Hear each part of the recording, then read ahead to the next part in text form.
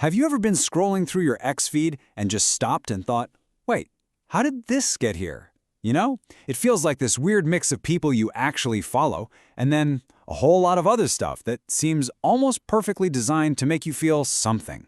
Anything, really. Well, today, we're going to pull back the curtain on that For You timeline. We're going to figure out what's really pulling the string. Right. Let's just start with the most important idea right off the bat. This quote, "This is the key to everything. Your feed isn't just a simple list of what your friends are posting. No. It's a super smart prediction engine, and its only job is to figure out what will keep you scrolling. That's the goal."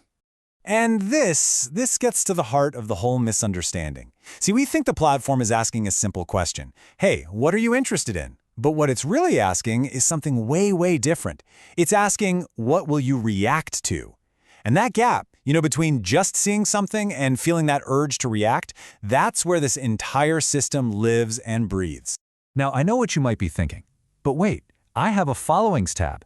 And you're absolutely right, you do. That's your safe space, a simple chronological feed of accounts you chose to see. It's predictable. But the default setting, the main event, is the For You page.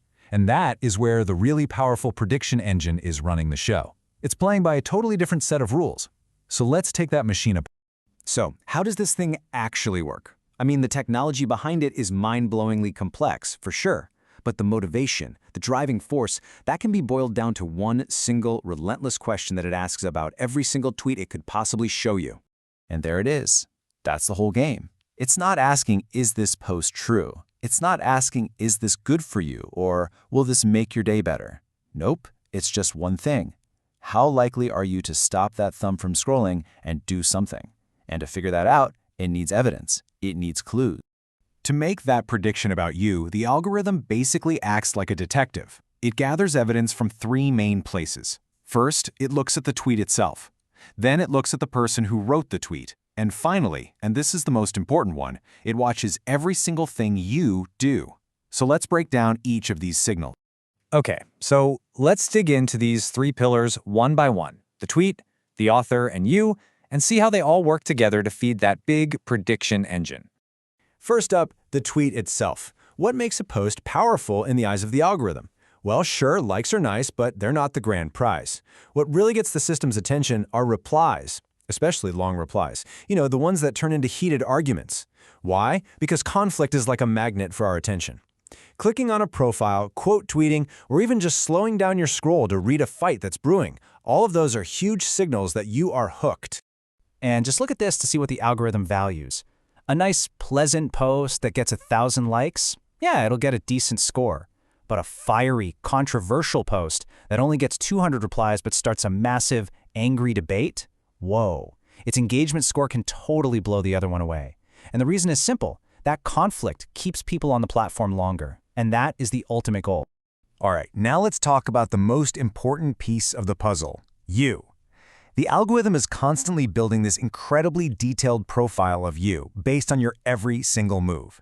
And it's not just about what you like or retweet. It's about what you pause on, even for a split second, who you reply to, what topics always seem to get an emotional rise out of you, even what you quote tweet just to criticize it. Every action, good or bad, is just another data point. This is why so many of us have that exact feeling. Why does my feed keep showing me stuff that just makes me angry? This quote just nails it. It's not a mistake. It's not a bug. The system has learned that outrage is one of the most reliable ways to activate you, to guarantee you'll interact. To the algorithm, your anger is just engagement. And finally, we've got the author. The system figures out which accounts are the best at starting these fires. And here's the thing, it's not always about having a million followers. An account's ability to consistently spark debate and get replies, you could call it its controversy potential, that can give a pretty small account massive reach, way more than a huge account that just posts neutral stuff. So let's put it all together. You've got tweets that cause arguments, you've got users who get activated by strong emotions, and you've got authors who are really good at sparking debate. When you mix all those things together, well, you start to see why controversy seems to win on the timeline, every single time. And this all leads to a pretty natural question, one I think a lot of us feel when we're scrolling through an endless river of arguments. Is this whole thing evil?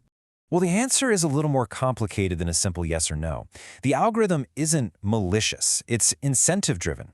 It has absolutely no concept of good or bad, true or false, healthy or unhealthy. Its only incentive, its only programming, is to find the content that gets the most interaction. It's a machine, and it's just following its one command: find the engagement. And this creates a really clear, logical outcome. It's simple cause and effect. When you engage with something that causes outrage, the algorithm learns, aha, this works, high engagement. And the result? You get more polarizing stuff in your feed.